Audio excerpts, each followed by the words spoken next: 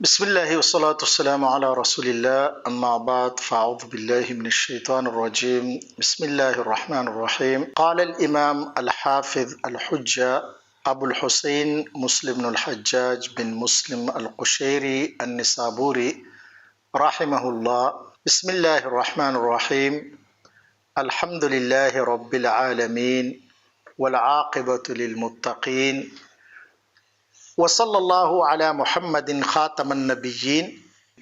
وعلی جمیع الانبیاء والمرسلین۔ بسم اللہ کے بعد مصنف آگے الحمدللہ سے کتاب کی ابتدا کرتے ہیں۔ الحمدللہ، حمد وہ کلمہ ہے کہ جس کلمے کو اللہ تعالیٰ نے اپنی کتاب کے لیے چن لیا ہے اور اپنی کتاب کی ابتدا اللہ تعالیٰ نے اس کلمے سے کی ہے۔ الحمدللہ رب العالمین،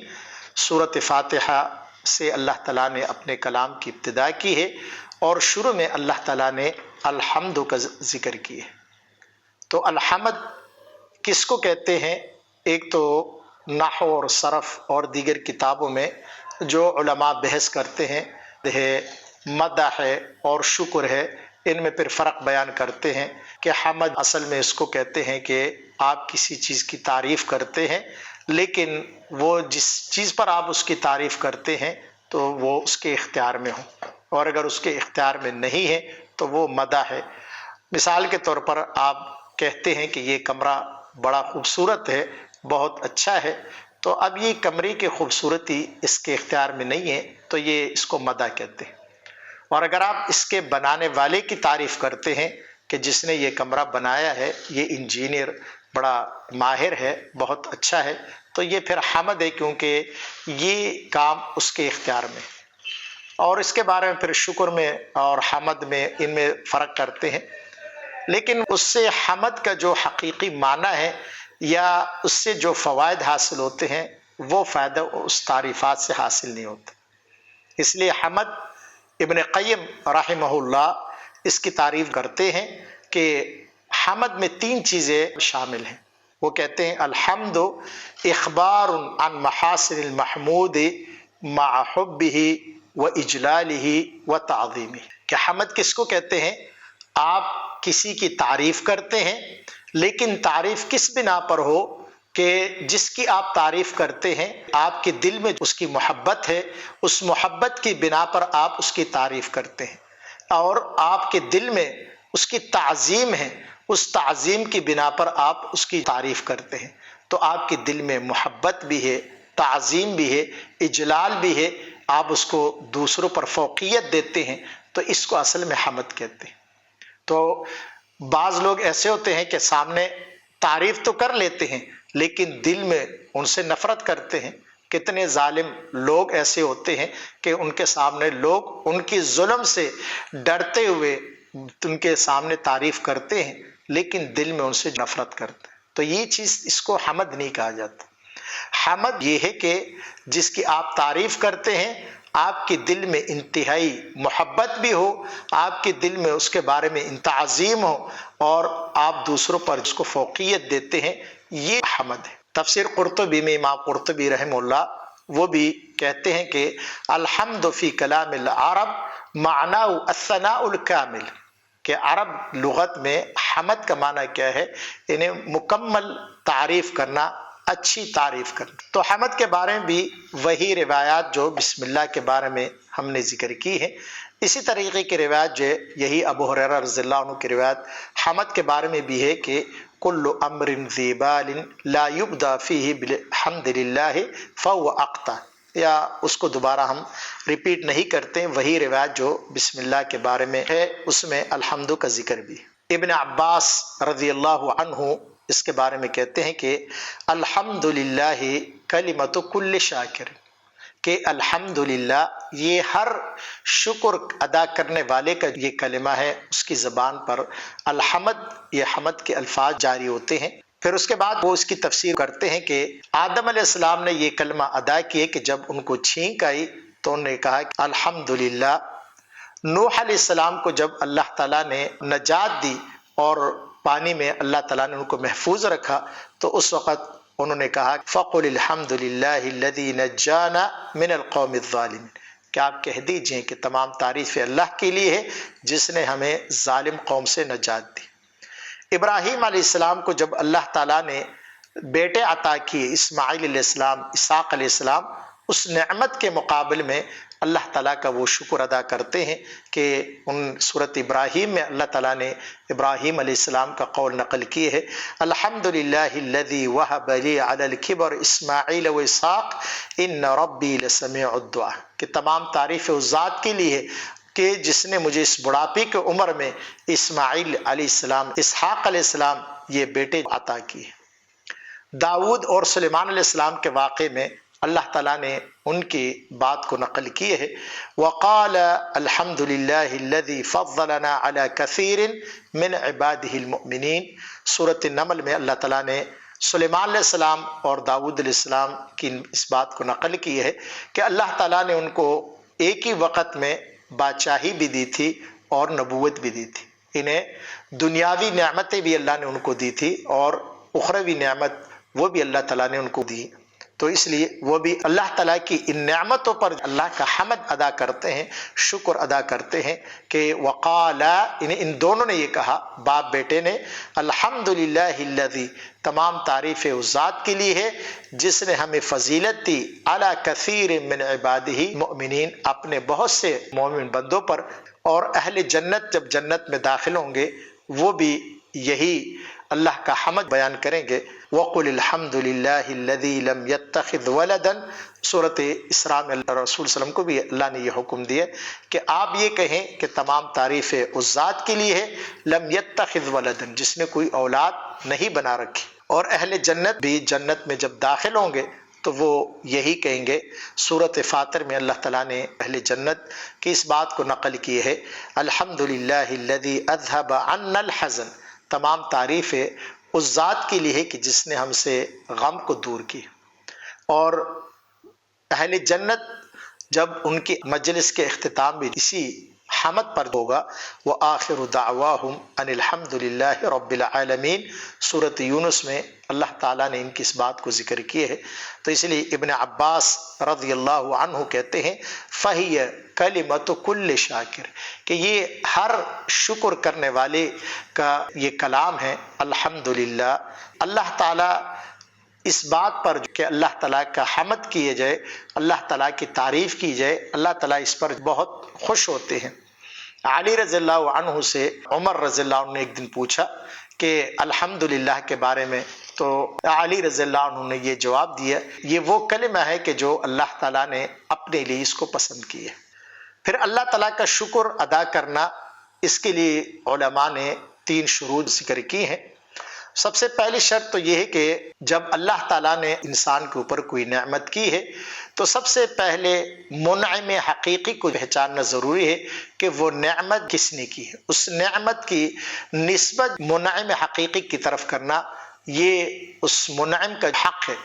اللہ تعالیٰ نے ہم پر بہت سے انعامات کیے ہیں کہ وَإِن تَعُدُّوا نِعْمَةَ اللَّهِ لَا تُحْصُوهَا، اگر اللہ تعالیٰ کی نعمتوں کو تم گننا چاہو تو اس کو شمار نہیں کر سکتے، تو جب شمار نہیں کر سکتے تو اس نعمتوں کے کم از کم یہ اللہ تعالیٰ کا ہمارے اوپر یہ حق ہے کہ ان نعمتوں کی نسبت ہم اللہ تعالیٰ کی طرف کریں۔ تو یہ بہت انتہائی ظلم ہے کہ اللہ تعالیٰ منعم حقیقی وہ ہے اور اللہ کی نعمتیں ہم استعمال کرتے ہیں لیکن اس کی نسبت ہم پیروں کی طرف، مزاروں کی طرف، دوسروں کی طرف ہم کرتے ہیں۔ بیٹا اللہ تعالیٰ نے دیا ہے، اولاد اللہ نے دی ہے، لیکن اس کی نسبت ہم دوسروں کی طرف کرتے ہیں۔ تو سب سے پہلے حمد کی شروط میں سے، شکر ادا کرنے کی شروط میں سے یہ ہے کہ جب اللہ تعالیٰ نے کسی پر کوئی نعمت کی ہے تو اس نعمت کی نسبت منعم حقیقی اللہ تعالیٰ کی طرف کر دے۔ دوسری شرط یہ ہے کہ اللہ تعالیٰ نے جو نعمت انسان کے اوپر کی ہے اس پر وہ راضی ہو، وہ خوش ہو۔ یہ نہیں کہ اللہ تعالیٰ نے انسان کے اوپر وہ نعمت کی ہے اور وہ اپنے سے اوپر والوں کو دیکھتا ہو۔ اس لیے قرآن میں بھی اللہ تعالیٰ نے فرمایا کہ وَلَا تَمُدَّنَّ عَيْنَيْكَ إِلَىٰ مَا مَتَّعْنَا بِهِ أَزْوَاجًا، کہ جن کو ہم نے دنیا کی نعمتیں دی ہیں ان کی طرف آپ اپنی آنکھوں کو نہ بڑھائیں۔ اور دنیا کے اعتبار سے علماء لکھتے ہیں کہ دنیا کے اعتبار سے آپ اپنے سے نچلے والے کو دیکھیں گے تو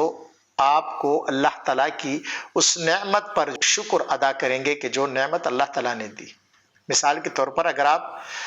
پیدل چل رہے ہیں تو آپ ان لوگوں کو دیکھیں جو پیدل نہیں چل سکتے۔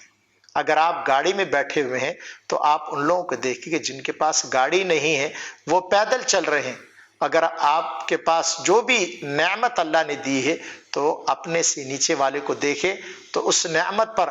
آپ کو اطمینان بھی حاصل ہوگا اور اس پر اللہ تعالیٰ کا شکر بھی کریں گے۔ اور تیسری شرط جو علماء نے ذکر کی ہے کہ جب تک آپ کے جسم میں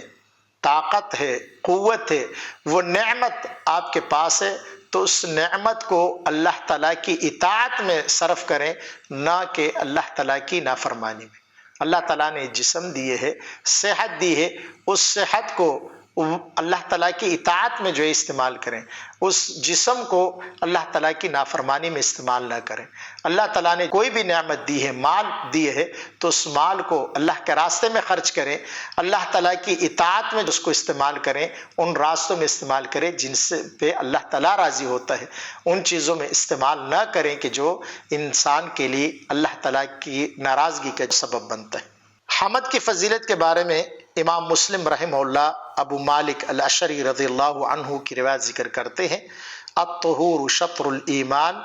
والحمد للہ تملأ المیزان وسبحان اللہ والحمد للہ تملأان او تملأ ما بین السماء والارض۔ رسول صلی اللہ علیہ وسلم نے فرمایا اس حدیث میں کہ طہارت ایمان کے ایک حصہ ہے، اور والحمد للہ تملأ المیزان، یعنی الحمدللہ صرف کہنا یہ اتنا بڑا اجر اور ثواب ہے کہ یہ قیامت کے دن میزان کو بھر دیتا ہے۔ اور آگے رسول صلی اللہ علیہ وسلم نے فرمایا کہ وسبحان اللہ والحمد للہ تملأان، کہ یہ دو کلمات سبحان اللہ اور الحمدللہ یہ بھی دونوں کلمات میزان کو بھر دیتے ہیں۔ اسی طرح انس رضی اللہ عنہ کی روایت ہے، رسول صلی اللہ علیہ وسلم نے فرمایا کہ ان اللہ لیرضی عن العبد ان یأکل الاکلۃ فیحمدہ علیہا او یشرب الشربۃ فیحمدہ علیہا، کہ اللہ تعالیٰ اپنے بندے سے راضی ہوتا ہے کہ جب کوئی لقمہ وہ کھاتا ہے اور اس لقمے پر اللہ کا شکر ادا کرتا ہے، یا اگر وہ پانی پیتا ہے تو پانی پینے پر وہ اللہ کا شکر ادا کرتا ہے۔ اگر ایک مسلمان اپنی زندگی کو دیکھے تو ہر موڑ پر، ہر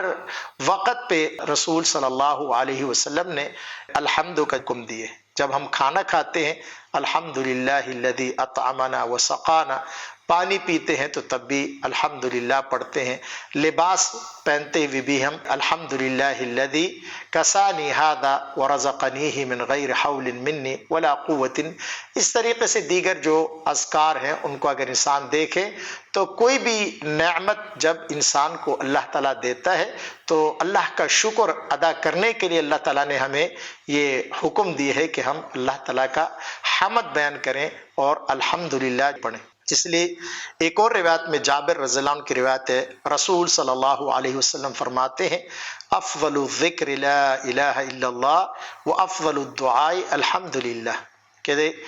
بہترین ذکر لا الہ الا اللہ ہے اور بہترین دعا الحمدللہ ہے۔ رب العالمین، اب آگے مصنف الحمدللہ کے بعد رب العالمین یہ الفاظ ذکر کرتے ہیں، تو رب اور العالمین یہ دو الفاظ ہیں۔ رب کہتے ہیں مربی، یعنی پالنے والے کو، پرورش کرنے والے کو۔ کلام عرب میں رب کا اطلاق سید پر بھی ہوتا ہے، اسی طریقے سے کسی چیز کی اصلاح کرنے والے پر بھی اس کا اطلاق ہوتا ہے۔ فلان یرب صنیعتہ، کہ فلان اپنے سامان کی اصلاح کرتا ہے، اس کو ٹھیک کرتا ہے۔ اور مصلح، اصلاح کرنے والے کے لیے بھی یہ لفظ استعمال ہوتا ہے۔ اس طریقے سے لسان العرب ابن منظور کی لغت کی بہت بڑی کتاب ہے، وہ اس کے بہت سے معنی ذکر کرتے ہیں۔ وہ کہتے ہیں والرب یطلق فی اللغت علی المالک والسید والمدبر والمربی والقیم والمنعم، 6 معنی تقریباً انہوں نے ذکر کیے کہ رب کا اطلاق جو ہے مالک پر بھی ہوتا ہے، سید پر بھی ہوتا ہے، مدبر کسی چیز کی پلاننگ کرنے والا، تدبیر کرنے والا، مربی کسی چیز کی اصلاح کرنے والا، تربیت کرنے والا، القیم نگرانی کرنے والا، اور المنعم انعام کرنے والا۔ امام قرطبی رحمہ اللہ وہ کہتے ہیں کہ رب تربیت سے مشتق ہے، تو اللہ تعالیٰ تمام مخلوقات کی تربیت کرتے ہیں۔ قاضی بیضاوی نے بھی اس پر تفصیلی بحث کی ہے کہ رب اصل میں تبلیغ الشیء الی کمالہ شیئا فشیئا، کہ ایک چیز کو اپنے کمال درجے تک پہنچانا، لیکن یک دم نہیں بلکہ آہستہ آہستہ، سٹیپ بائی سٹیپ ایک چیز کو اپنے کمال تک پہنچانا ہے۔ اور پھر رب ایسا ہے کہ جس وقت جس مخلوق کو جس طاقت کی ضرورت ہوتی ہے وہ طاقت اللہ تعالیٰ اس کو مہیا کرتے ہیں، اور جس وقت اس کو ضرورت نہیں ہوتی تو اس طاقت کو اللہ تعالیٰ اس سے سلب کرتے ہیں۔ اب اس کی مثال مثلا اگر انسان کا بچہ پیدا ہوتا ہے تو وہ بچہ چلنے پھرنے کے قابل نہیں ہوتا، بولنے کے قابل نہیں ہوتا، تو اس بچے کی جو عقل ہے وہ بھی اللہ تعالیٰ نے اتنی ہی وہ رکھی ہے کہ اس کو یہ فکر نہیں ہوتی کہ باقی لوگ چل رہے ہیں پھر رہے ہیں اور میں چلنے کے قابل نہیں ہوں، میں چل نہیں سکتا۔ اسی کے مقابل میں اگر ایک بڑا آدمی کوئی ایکسیڈنٹ اس کا ہو جاتا ہے، فالج کا حملہ ہو جاتا ہے، پاؤں چلنے کے قابل نہیں ہوتے، چارپائی پہ لیٹا ہوتا ہے، تو وہ دوسروں کو چلتے پھرتے دیکھتے ہوئے افسوس کرتا ہے کہ یہ لوگ چل پھر رہے، تو افسوس یہ کرتے کاش میں بھی ٹھیک ہوتا، میری صحت ہوتی تو میں بھی چلتا پھرتا۔ لیکن یہ بچہ جب اس کو یہ صلاحیت اس میں نہیں ہے چلنے پھرنے کی، اس کی عقل بھی اللہ تعالیٰ نے اتنی ہی رکھی ہے کہ جتنی اس کو ضرورت ہے۔ اب اس بچے کو اگر اللہ تعالیٰ اتنی سمجھ دیں کہ یہ بچہ یہ سوچنے لگ جائے کہ باقی لوگ چل رہے پھر رہے اور میں چلنے کے قابل نہیں ہوں، تو یہ بچہ نشو و نما نہیں پا سکے۔ اور اسی کے برعکس اگر ہم جانوروں کے بچوں کو دیکھ لیتے ہیں تو جانور کا بچہ اب اس کو کوئی اٹھاتا نہیں ہے تو وہ اسی وقت اٹھنے لگ جاتا ہے، اللہ تعالیٰ اس کو اتنی طاقت دے دیتا ہے کہ وہ اٹھ جاتا ہے اور اٹھ کر اپنی ماں کے تھن سے وہ منہ لگا کر وہ دودھ پینا شروع کر دیتا ہے۔ یہی بچہ جب بڑھتا ہے، بڑا ہوتا ہے، جوان ہوتا ہے، شادی ہو جاتی ہے، بچے ہو جاتے ہیں، کمانے کے قابل ہو جاتا ہے، اللہ تعالیٰ اس کو اتنی طاقت دے دیتا ہے کہ وہ اپنی بیوی بچوں کے لیے روزی کما کر ان کو کھلاتا ہے۔ جب بچے بڑے ہو جاتے ہیں اور اس کو کمانے کی ضرورت نہیں ہوتی تو اسی آدمی کو اللہ تعالیٰ بڑھاپے میں آگے وہ قوتیں، وہ صلاحیتیں وہ سلب کر دیتے ہیں، وہ چھین لیتے ہیں واپس۔ وہ آدمی کے جو میلوں پہلے جو ہے وہ سفر کرتا تھا، چلتا تو اسے کوئی کچھ نہیں ہوتا تھا، وہ بندہ پھر 1 میل تک وہ نہیں چل سکتا، گھر سے پھر نماز کے لیے مسجد میں بڑی مشکل سے وہ آتا ہے۔ وجہ کیا ہے کہ جب اس کو ضرورت تھی چلنے پھرنے کی، اللہ تعالیٰ نے اس کی طاقت اسے عطا کی ہے۔ جب کمانے کی ضرورت نہیں پڑی، بچے بڑے ہو جاتے ہیں اور بڑے ہو کر پھر کمانا شروع کر دیتے ہیں، اس کی جب ضرورت نہیں رہی تو اللہ تعالیٰ پھر واپس وہ چھین لیتے ہیں۔ اسی طریقے سے آپ دیگر جو انسان کے اندر قوتیں ہیں، دیگر حیوانات کے اندر اللہ تعالیٰ نے جو قوتیں وہ پیدا کی ہیں، ہر حیوان کے اندر، ہر زیروح کے اندر اللہ تعالیٰ نے مختلف صلاحیتیں پیدا کی۔ چیونٹی ایک چھوٹی سی مخلوق ہے اللہ تعالیٰ کی، لیکن اگر اس کی جو قوت شامہ ہے، سونگنے کی جو قوت ہے کہ میٹھی چیز کہیں پر بھی پڑی ہوئی ہے، کوئی بھی چیز پڑی ہوئی ہے، وہ چیونٹی وہاں پر وہ پہنچ جاتی ہے۔ اگر یہی سونگنے کی یہ طاقت انسان کو اللہ تعالیٰ یہ قوت دے دے تو انسان کہیں پر زندگی نہیں گزار سکتا، وہ ہمیشہ جہاں پر بھی جائے گا کہیں سے اس کو بدبو آئے گی، کہیں سے اس کو اسمیل آئے گی۔ تو رب العالمین کا معنی یہ ہے کہ وہ تربیت کرتا ہے، اور ایسی تربیت کرتا ہے کہ وہ جس وقت جس مخلوق کو جن چیزوں کی ضرورت ہوتی ہے اللہ تعالیٰ اس اندازے کے مطابق اسے وہ عطا کرتے ہیں۔ العالمین عالم کی جمع ہے، اور عالم کہتے ہیں کل ما سوى اللہ فہو عالم، اللہ تعالیٰ کے سوا جو کچھ بھی ہے وہ عالم ہے۔ اس کو بعض علماء نے پھر دیگر معنوں کے لیے استعمال کیے ہے۔ عالمین کا جو لفظ ہے ایک زمانے کے لوگوں کے لیے بھی استعمال ہوا ہے۔ سورۃ شعراء میں اللہ تعالیٰ نے ذکر کیا ہے اتأتون الذکران من العالمین۔ لوط علیہ السلام کی قوم کے بارے میں اللہ تعالیٰ نے ذکر کیا ہے کہ تم مردوں کے پاس آتے ہو اپنی خواہش کو پوری کرنے کے لیے، من العالمین یعنی عالم سے مراد وہاں پر اس زمانے کے لوگ مراد ہیں، تمام لوگ مراد نہیں۔ کبھی عالمین کا لفظ صرف انسان اور جنات کے لیے اللہ تعالیٰ نے استعمال کیے ہے۔ ابن عباس رضی اللہ عنہ وہ کہتے ہیں کہ العالمون الجن والانس، کہ ان سے مراد انس اور جن بھی ہے، جیسے سورۃ فرقان کی پہلی آیت میں اللہ تعالیٰ نے ذکر کیا لیکون للعالمین نذیرا، تبارک الذی نزل الفرقان،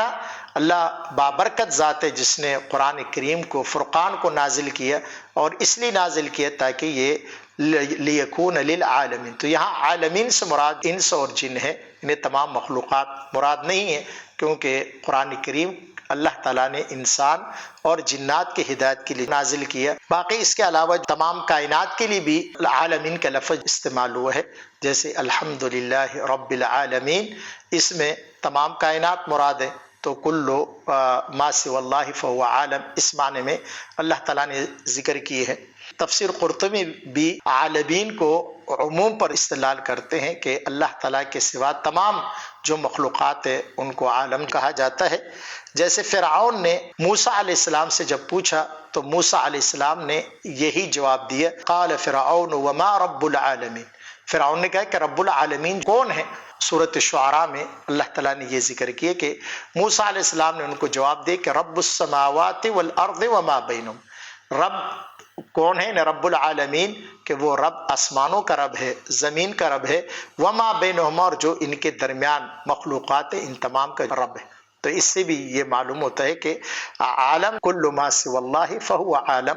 اگرچہ دیگر تخصیصات بھی اس کی ہے، جیسے ابن عباس رضی اللہ عنہ کہتے ہیں کہ لیکون للعالمین، اب وہاں پر عالمین سے مراد انسان، انس اور جن۔ والعاقبۃ للمتقین، یہ تمہید کے جو آخری وہ کلام ہے، والعاقبۃ للمتقین، کہ اچھا انجام متقین کے لیے۔ تو عاقبہ اصل میں کہتے ہیں کسی بھی چیز کے آخری سٹیج کو، کسی بھی چیز کے اینڈ کو، آخر کو عاقبہ کہتے ہیں،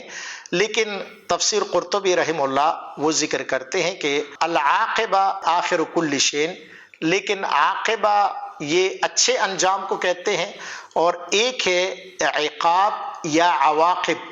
اس کی جمع ہے، تو عقاب اور عواقب یہ برے انجام کو کہتے ہیں۔ تو اس لیے علماء نے یہ ان دونوں میں فرق یہ ہے کہ عاقبہ جو ہے انہیں یہ متقین کے لیے، انہیں اچھا انجام متقین کے لیے، اور اس طریقے سے عقاب یا عواقب یہ غیر متقین کے لیے ہے۔ وصلی اللہ علی محمد خاتم النبیین۔ امام بخاری رحمہ اللہ اپنے صحیح میں ابو العالیہ کا قول ذکر کرتے ہیں کہ صلاۃ اللہ ثناؤہ علیہ عند الملائکہ، جب صلاۃ کی نسبت اللہ کی طرف ہو تو اس سے مراد یہ ہے کہ اللہ تعالیٰ اپنے بندے کی تعریف کرتے ہیں فرشتوں کے مجلسوں میں۔ وصلاۃ الملائکۃ الدعاء، اور صلاۃ کی نسبت اگر فرشتوں کی طرف ہے تو پھر اس سے مراد دعا ہے۔ امام ترمذی رحمہ اللہ جامع ترمذی میں سفیان ثوری کا قول ذکر کرتے ہیں، وہ بھی کہتے ہیں کہ صلاۃ الرب الرحمہ و صلاۃ الملائکۃ الاستغفار، کہ اللہ تعالیٰ کی طرف جب صلاۃ کی نسبت ہو تو اس سے مراد رحمت ہے، اور صلاۃ الملائکہ جب فرشتوں کی طرف اس کی نسبت ہو تو پھر اس سے مراد استغفار ہے۔ یہی قول حافظ ابن کثیر رحمہ اللہ نے بھی اپنی تفسیر میں اس کو ذکر کیے ہے، وہ بھی کہتے ہیں کہ والصلاۃ من اللہ جل تعالی ثناؤہ علی العبد عند الملائکۃ، کہ جب صلاۃ کی نسبت اللہ کی طرف ہو تو اس سے مراد یہ کہ اللہ تعالیٰ اپنے بندے کی تعریف فرشتوں کی مجلس میں کرتے ہیں، اور پھر انہوں نے بھی یہی امام بخاری رحمہ اللہ کا حوالہ دیے اور ابو العالیہ کا قول ذکر کیا۔ پھر صلاۃ کی نسبت یہ ہے کہ فرشتوں کی طرف اگر ہے تو وہ دعا مراد ہے، جیسے ان اللہ و ملائکتہ یصلون علی النبی، اور سورۃ احزاب میں بھی اللہ نے ذکر کیا کہ هو الذی یصلی علیکم وملائکتہ وصلی اللہ علی محمد خاتم النبیین۔ تو آخر میں مصنف صلاۃ بھیجتے ہیں رسول محمد صلی اللہ علیہ وسلم پر، اور خاتم النبیین رسول صلی اللہ علیہ وسلم کی وہ صفت ہے کہ جو صرف آپ کے ساتھ خاص ہے کہ آپ خاتم الانبیاء ہیں، یعنی انبیاء کا اختتام اللہ تعالیٰ نے آپ کے ذریعے سے کیا ہے، جس کی مثال رسول صلی اللہ علیہ وسلم نے ایک حدیث میں وہ دی ہے کہ رسول صلی اللہ علیہ وسلم نے فرمایا کہ میری اور دیگر انبیاء کی مثال ایک عمارت کی طرح ہے کہ ایک خوبصورت عمارت ہو لیکن اس میں ایک اینٹ کی جگہ جو ہے وہ خالی ہو، تمام لوگ آ کے اس عمارت کو دیکھتے ہیں اور عمارت کی تعریف کرتے ہیں کہ بہت خوبصورت عمارت ہے، بہت شاندار عمارت ہے، لیکن اس ایک اینٹ کا سوال کرتے کہ اگر یہ ایک اینٹ اس میں پوری ہو جائے تو یہ عمارت کی خوبصورتی اور اس کی کوئی مثال نہیں ملی تھی۔ تو رسول صلی اللہ علیہ وسلم فرماتے ہیں کہ انا ذالک اللبن، کہ وہ ایک اینٹ میں ہوں کہ مجھ سے اللہ تعالیٰ نے اس عمارت کو مکمل کر دی۔ آگے پھر مصنف ذکر کرتے ہیں وعلی جمیع الانبیاء والمرسلین، یعنی کہ یہی صلاۃ اور درود اور رحمتیں ہوں تمام انبیاء پر اور تمام رسولوں پر۔ تو انبیاء کو مقدم کیا، رسولوں کو بعد میں ذکر کی ہے۔ رسول اور نبی میں بعض علماء نے کچھ فرق کیے ہیں اور بعض علماء ایک ہی شمار کرتے ہیں کہ نبی وہ ہوتا ہے کہ جس کو مستقل شریعت نہیں دی گئی بلکہ سابقہ جو رسول ہے اس کی وہ پیروی کرتا ہے، لیکن رسول وہ ہے کہ جس کو مستقل شریعت دی گئی۔ نبوت رفعت کو بھی کہتے ہیں، بلندی کو بھی کہتے ہیں، یا نبأ سے اگر یہ ماخوذ ہے تو پھر یہ خبر دینے کو کہتے ہیں۔ تو نبی وہ ہوتا ہے کہ اللہ تعالیٰ کے پیغامات لوگوں تک پہنچاتے ہیں، اور رسول بھی وہ ہے کہ جو اللہ کا پیغام لوگوں تک پہنچاتے ہیں۔ تو بہرحال یہ کہ یہ اسی طریقے سے یہ فرق ہے، اگر یہ دونوں ایک ساتھ ذکر ہوتے ہیں تو پھر علماء فرق کرتے ہیں، اور اگر یہ الگ الگ ذکر ہوتے ہیں تو پھر علماء فرق نہیں کرتے۔ رسول نبی ہے اور نبی رسول ہے۔ تو یہاں تک یہ آج کا ہمارا درس انشاءاللہ یہاں تک کافی ہے، اور آگے پھر مقدمے شروع ہوگا۔ سبحانک اللہم و بحمدک، اشہد ان لا الہ الا انت، استغفرک و اتوب الیک۔